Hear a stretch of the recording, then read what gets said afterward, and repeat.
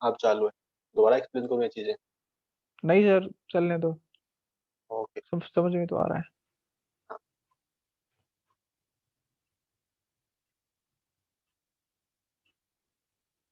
ये simple clear है यहाँ तक? जी सर। तो मुझे अगर कमेंट आउट करना है then you can use hyphen hyphen. एक मेरी क्वेरी है where customer ID. Customer ID equal equal to 50 ले लेते हैं। Yes sir. मैंने एग्जीक्यूट किया, मुझे सिर्फ 50 का आउटपुट मिला। अब अगर मुझे कमेंट आउट करना है I can use hyphen hyphen to comment out this value. Okay. Right.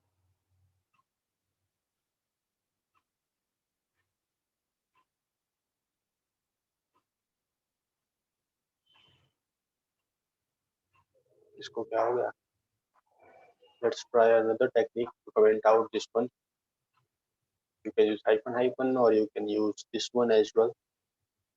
Customer.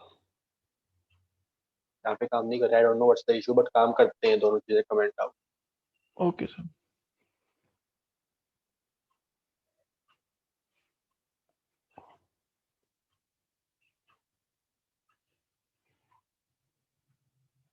Generally यही दो तरीके यूज करते हैं कमेंट आउट के लिए। फर्स्ट वन इज ये वाला, जी ये सर। एक स्लैश और एक asterisk. Second one is hyphen hyphen okay sir. है, बट जो कमेंट सही खोल लेते हैं। एक ये है हाइफन हाइफन, यहाँ पे सेम ही दिखाया है hyphen hyphen. I don't know हमारा काम क्यों नहीं करता। क्वेरी यहाँ पे तो सेम ही एग्जीक्यूट हो रही है। So you can comment out the values as well, right? So let's try okay. SQL injections. हम सिंपल यही ट्राई कर लेते हैं। php.web.com पे I am opening a domain here. तो फर्स्ट थिंग इज आपको आइडेंटिफाई करना है कि वहाँ पे डेटाबेस एसक्यूएल चल रहा है या नहीं चल रहा। और दैट पार्ट आपको एक एरर जनरेट करनी होती है, ठीक है? उसको हम सिंपल बोलते हैं error okay. Error based SQL injection. उसका नाम है कि आपको एक एरर जनरेट करनी है, उसका प्रॉपर नाम है एरर बेस्ड एसक्यूएल इंजेक्शन। तो एरर जनरेट करने का सिंपल तरीका ओके है सर। कि आप कोट लगा दो, डबल कोट लगा दो, जो भी आपका मन करे फिर से एग्जीक्यूट करवा दो। अगर एरर में मुझे कुछ मिलता है like SQL syntax error check the manual, I can verify कि वहाँ पे एसक्यूएल चल रहा है और माई सीक्वल सर्वर है वहाँ पे बैकग्राउंड पे, ठीक है? Okay. I hope difference difference clear है, सीक्वल क्या है और माई सीक्वल क्या है यहाँ पे, राइट? मुझे अपने बैकग्राउंड में माई सीक्वल सर्वर चल रहा है मेरे पास। तो अब मुझे पता है कि मेरे यहाँ पे एसक्यूएल सर्वर चल रहा है। लेट्स ट्राई कि मेरा जो डाटाबेस होगा, डाटाबेस का नाम क्या है, कितने कॉलम्स है, टेबल का नाम क्या है, ट्राई करते हैं। तो first thing I am gonna use is the value order by. हम ऑर्डर बाय क्यों यूज कर रहे हैं? To identify the number of columns, right? So let's go with random values, like let's go with 10। 10 के साथ enter press किया तो मुझे एरर दिया। Let me just use the code here, or you can try this one.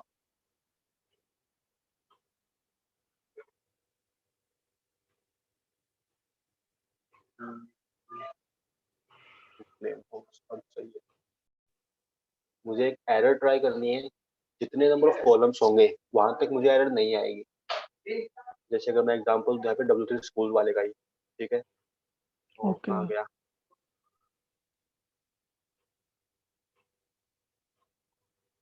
यहाँ पे मेरे पास 7 columns है, ठीक है? अगर मैं यस। ऑर्डर बाय 7 करता हूँ यहाँ पे, मुझे कोई एरर नहीं मिलेगी। यहाँ पे ऑर्डर बाय 7 मुझे कोई एरर नहीं मिली, राइट? ओके। तो मैं 7th कॉलम के थ्रू ऑर्डर कर रहा हूँ इसको। बट अगर मैं यहाँ पे करता हूँ ऑर्डर बाय 8, मुझे यहाँ पे वो एरर देगा कि 8th कॉलम एग्जिस्ट ही नहीं करता, राइट? ओके। तो I can identify this way कि मेरे पास इतने कॉलम्स हैं या नहीं टेबल के अंदर। क्लियर ओके है? सर। ओके। तो I have 7 columns here in this W3 schools में। अगर मैं बात करूँ यहाँ पे टेस्ट PHP की, तो मैंने जब 10 लिखा तो मुझे एरर नहीं मिली, मैंने 20 लिखा तो error I. Let's go with 15। Half पे ट्राई कर लेते हैं 15 कॉलम्स है या नहीं है।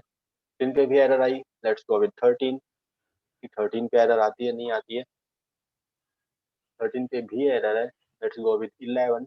नहीं है सर शायद। हाँ नहीं 11 11 भी है, कॉलम से। 11 भी है, तो लेट्स गो विद 12, विद 12 पे error I, it means 11 columns है हमारे पास यहाँ पे, राइट। ओके तो after identifying column name, number of columns है, what you have to do, हमें यहाँ पे वल्नरेबल कॉलम्स निकालने हैं, इन कौन से कॉलम के अंदर हम क्वेरी एग्जीक्यूट कर सकते हैं यहाँ पे। उसके लिए what you have to do is सारे कॉलम्स के नाम लिख दो यहाँ पे, column number 1, column number 2, 3, 4, 5, 6, 7, 8, 9, 10 and 11, because मेरे पास सिर्फ 11 कॉलम्स है यहाँ पे, ओके मुझे सारे कॉलम्स को ऑर्डर बाय करना है, ठीक है। मैंने एंटर प्रेस किया, मुझे वैल्यूज मिली, राइट। जी सर। मैंने जैसे ही यहाँ पे इन सब कॉलम से वैल्यू उठाई, मैंने क्वेरी लगाई यहाँ पे सिंपल यूनियन, जो क्वेरी बैकग्राउंड पे एग्जीक्यूट हो रही है, उसके साथ मैंने एक और क्वेरी कंकैटिनेट कर दी, दोनों क्वेरीज को मैंने जोड़ दिया, उस क्वेरी के साथ मैं ये क्वेरी भी एग्जीक्यूट करो, let union select in the all the column names here, ठीक है, to identify the vulnerable columns. मुझे आउटपुट में मिला column number 7, column number 2 and column number 9, it means मुझे बाकी कॉलम में वैल्यूज मिली है, बट इनका मुझे कॉलम का नंबर मिला है 7, 2 एंड 9, मींस इन कॉलम पे अगर मैं कोई क्वेरी डालता हूँ तो मुझे उसका आउटपुट दिखेगा सिंपल। तो लेट्स ट्राई, हमारा मेन ऑब्जेक्टिव था इसका डेटाबेस का नाम पता करना, तो डेटाबेस का नाम could be like identify database name by this value database, we have a function, एक फंक्शन होता है हमारे पास डेटाबेस के नाम पे, MySQL में जिसके ऊपर डेटाबेस आइडेंटिफाई करेगा। तो लेट्स ट्राई दिस, मैंने एंटर प्रेस किया and I get the database name here एक्यूएल। तो हमारा यहाँ पे पहला ऑब्जेक्टिव तो कंप्लीट होता है, आइडेंटिफाई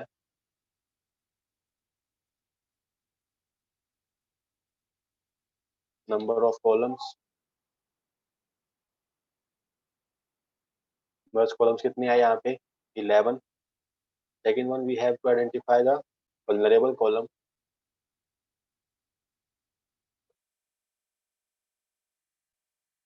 वल्नरेबल कॉलम कौन से थे हमारे पास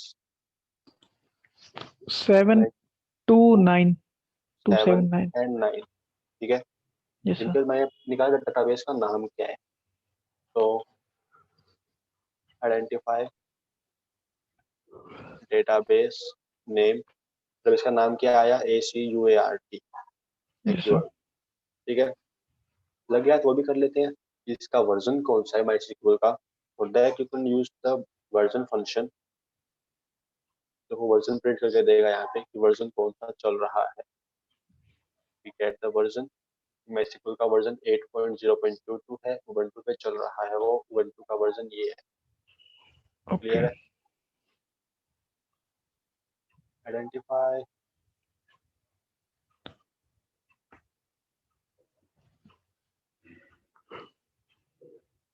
वर्जन, ये हमारा वर्जन हो गया। अब हमें निकालनी है कि यहाँ पे टेबल्स कौन से डेटाबेस के अंदर, right, identify all the table names, yes sir. Tables कौन कौन से हैं डेटाबेस के अंदर। उसके लिए हम जो क्वेरी एग्जीक्यूट करने वाले that would be like, information schema होता है एक डेटाबेस के अंदर, आइडिया है what is information schema. No sir, no idea. Information information schema आपका स्ट्रक्चर स्टोर करके रखता है कि कौन सा टेबल है, डेटाबेस कौन सा है, टेबल के अंदर कौन कौन से कॉलम हैं, उसका सब कुछ, इसके अंदर कौन सी वैल्यूज आएंगी, वो सब चीजें, उसका स्ट्रक्चर क्या होगा, all about the okay structure, all about table names, all about database names, वो सब आपके इंफॉर्मेशन स्कीमा के अंदर स्टोर होता है। तो okay sir. Table name identify करने का सिंपल तरीका है, सेलेक्ट, लाइक हम यहाँ पे लिखेंगे simple table names, table underscore name, और लास्ट में हम लिखेंगे from, information underscore schema dot tables। यहाँ तक क्लियर है? Yes, sir. इंफॉर्मेशन स्कीमा हमारा करता क्या है, right? After this all you have to do is enter, और हमें यहाँ पे मिली एरर बिकॉज हमने यहाँ पे डेटाबेस का नाम नहीं दिया। तो let's write the database name where information underscore schema dot, इसकी जरूरत नहीं पड़ेगी शायद हमें। लेट मी वेरीफाई, यहाँ पे इसकी जरूरत पड़ेगी नहीं पड़ेगी। Okay. Yes, sir. सो टेबल नेम निकालने का सिंपल तरीका है, तो सिंपल क्वेश्चन स्कीमा से टेबल नेम में फैच करना है। To fetch the table name from information schema, all you have to do it, write the query, select table name, table underscore name from information underscore schema dot tables। Database के अंदर जितनी भी tables होंगी आपको सबके नाम दिखेंगे यहाँ पे, artist, cards, tag, featured and all other different user different tables भी है, दिख रही है? Yes, यहाँ sir. पे बहुत सारी टेबल्स हैं जो हमारे लिए अभी के लिए काम की है। That was, you can go with user privileges, you can go with user attributes। Let's search for user। We have a table name here with the name users के नाम से एक टेबल है हमारे पास, तो भी के लिए Yes, sir. इसको फोकस करते हैं। तो हमें टेबल नेम्स पता चल गई। आफ्टर टेबल नेम्स हमारा मेन मोटिव क्या रहता है, हमें कॉलम्स आइडेंटिफाई करने हैं, उसके अंदर कौन कौन से कॉलम्स हैं, right? Okay. So let's try with column names. तो अब वो सिंपल टेबल को रिप्लेस करना है कॉलम से। यहाँ पे column underscore name equal to information schema dot tables। But यहाँ पे हमें टेबल नेम पता है, so we will simply write the table name here। Let's Okay. select column underscore name from users। मैंने एंटर प्रेस किया, यहाँ पे फिर से एरर आई। लेट्स ट्राई, क्या हो गया? लेट्स ट्राई Column की कमेंटिंग spelling आउट। दी। मैंने स्क्रॉल किया तो मुझे यूजर कॉलम नेम्स मिले, like you name, pass, CC, address, email, name, phone number, card वगैरह वगैरह चीज। तो अब मुझे चाहिए इनकी वैल्यूज हर यूजर के लिए। तो what I can do is,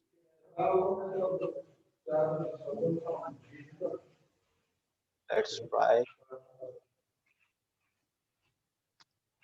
this one. मैं कॉलम नेम को रिप्लेस कर रहा हूँ उन वैल्यूज से। एक फंक्शन यूज करते हैं हम इसमें, that was group concat, group underscore concat. आप यहाँ पे कॉलम्स के नाम दे सकते हो, मल्टीपल कॉलम्स के।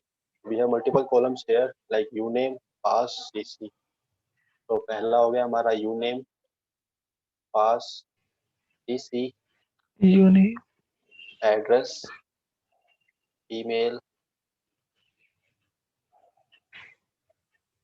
और ईमेल के साथ क्या है हमारे पास, name, phone number and card. Name, phone and card. This clear है? Yes, sir. पर मुझे इस बार निकालना कहाँ है? फ्रॉम, मेरी टेबल का नाम क्या था, यूजर्स। ठीक है, मुझे Yes, sir. ये कॉलम्स की वैल्यू चाहिए जो कि इस टेबल के अंदर है, यूजर्स के अंदर। ठीक है, Okay. तो मैंने प्रेस एंटर, मुझे यहाँ पे आउटपुट मिला, Yes, sir. Test test this. But the point is यहाँ पे मेरी सारी की सारी वैल्यू के बीच में स्पेस नहीं है।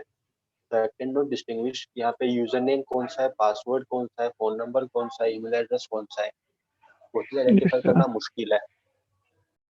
So you can try giving a space between this one, or you can use percentage 20 as well, जो कि हम स्पेस के लिए यूज करते हैं। Okay. क्लियर है? Okay, सबके sir. बीच में सेम वैल्यू डाल देते हैं। Let me just copy this value, मैंने यहाँ पे पेस्ट कर दी। अगेन पेस्ट पेस्ट, आपको हर जगह पे पेस्ट करना पड़ेगा इसको। Okay, sir.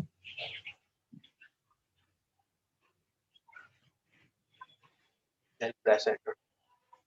अब यहाँ पे मेरी वैल्यूज क्लियर है, लाइक टेस्ट यूजर नेम हो गया, ये वाला टेस्ट मेरा पासवर्ड हो गया, Password. ये मेरा फोन नंबर हो गया, ये Yes, वैल्यूज, sir. ये वैल्यू किसकी थी, एड्रेस की हो गई, 21 Address. Street. After address we have email address here, that was email@gmail.com।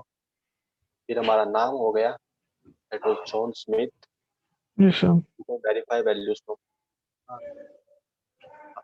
email, name, and after this we have phone number and card value. Name, phone number, and the card hash value. Okay. Is clear है? Yes, sir. So you can try this way. ऐसे rejection try कर सकते हो इस तरीके। The only thing is आपको एक vulnerable parameter मिलना चाहिए, like cat equal to 1। ठीक है, काम करने का तरीका ऑलमोस्ट सेम ही है। तो let me just show you again किस तरीके से हमारा SQL इंजेक्शन चलता है। तो एक फ्रेश स्टार्ट करते हैं। मैं सिंपल से रैंडमली इसको ब्राउज कर रहा हूँ वेबसाइट को, मुझे यहाँ पे एक पैरामीटर मिला कैट इक्वल टू 1।